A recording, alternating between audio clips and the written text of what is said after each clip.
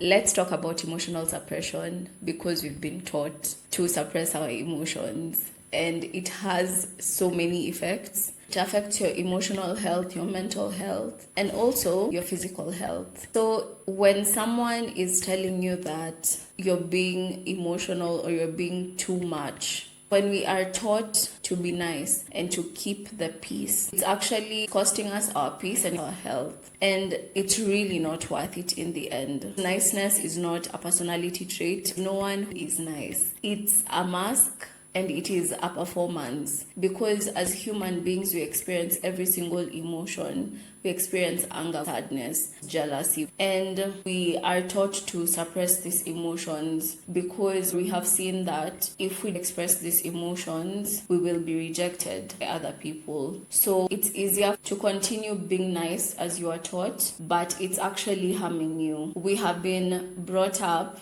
and told, especially girls and women, that we should not make a scene. We should handle things with grace. And it's actually very wild that when you're confronting someone who has made you uncomfortable or who has done you wrong, you're seen as a bad person. As if it's okay for people to do anything to you and you're supposed to accept it. We learn to accept really terrible behavior in the name of keeping peace. I was recently having a conversation with some teenagers and they were telling me how with their boyfriends they are worried that the person will get mad because they did this and this, and yet the boyfriends are ready to make them mad. They're ready to disrespect them and not care about their feelings. But these girls were so worried about their boyfriend's emotions instead of their own. And this really causes us to abandon ourselves because we are saying other people are more important than us. Their experience is more important than us. But your emotions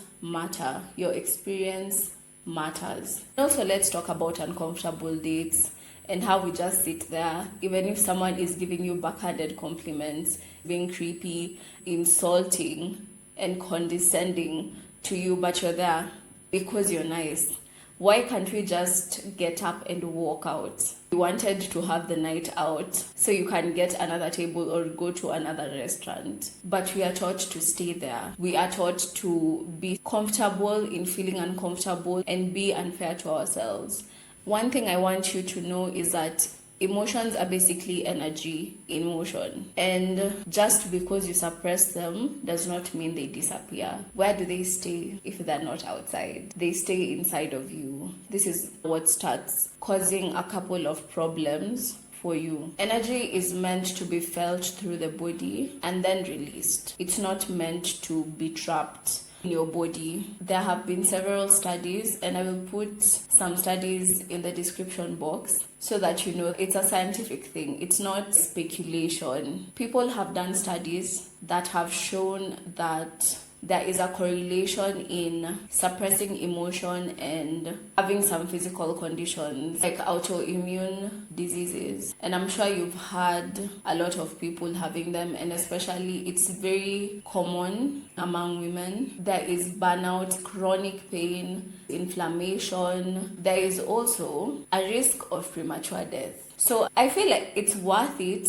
telling someone off if it's going to cost you something like your life and other conditions like anxiety, depression, and they're not less than the physical issues, by the way, but I needed to show you that it also involves physical issues. For anyone who's watched Desperate Housewives, there's a character called Brie. She was raised in the South. She was all the things that I've been saying. She was the one to keep peace. She was the one to smile when she's in pain. She was the perfect housewife. She did everything that she was told. She just wanted to be this perfect housewife who has so much grace and is elegant and everything. And because of this, it's not surprising that as the seasons are progressing, she started battling alcoholism because the emotions that she had been suppressing all this time are there. And alcoholism is a coping mechanism that she chose to deal with whatever was happening in her body. And apart from alcoholism, she also started sleeping with random men she did not even know. It wasn't a good situation for her.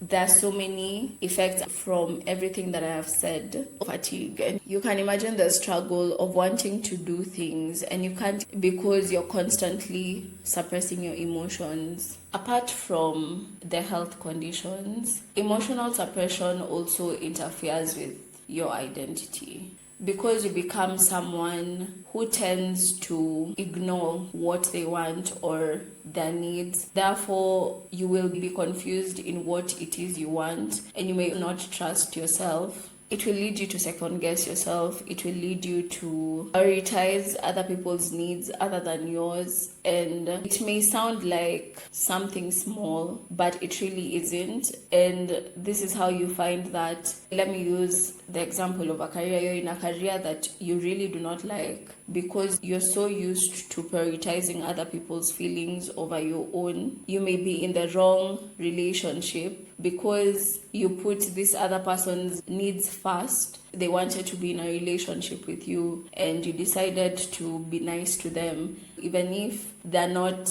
your ideal person. It's basically you abandoning yourself and telling yourself that other people are more important than me. And that is not true, because you are important and your needs are important. And me saying that you don't have to be nice doesn't mean I'm telling you to be horrible to people, but I'm telling you to stand up for yourself. Because it's really hard to come from being nice to getting to a point where you actually speak your mind. And it's going to take time, but I don't want you to give up. I want you to keep on trying until you get to a point where you're like, wow, I'm actually living my truth. I'm not letting people make me angry and make me uncomfortable. I'm not doing that anymore. And I'm so proud of how far I've come. It's time for you to say no to this conditioning because it's not helping you. It's not good for anyone. I hope that you'll start speaking your mind or start setting boundaries. And I've done a video on that so that you can have a better experience in life, because you are not destined to suffer. You are not destined to suffer at all.